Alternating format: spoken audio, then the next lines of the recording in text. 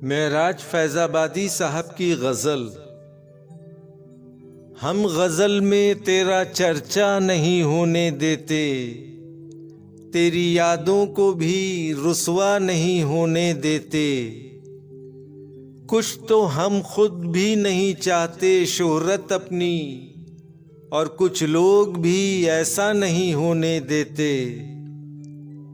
अज़मतें अपने चरागों की बचाने के लिए हम किसी घर में उजाला नहीं होने देते। आज भी गांव में कुछ कच्चे मकानों वाले घर में हमसाए के फाका नहीं होने देते।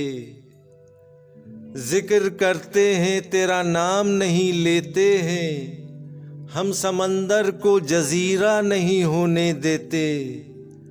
मुझको थकने नहीं देता ये ज़रूरत का पहाड़, मेरे बच्चे मुझे बूढ़ा नहीं होने देते।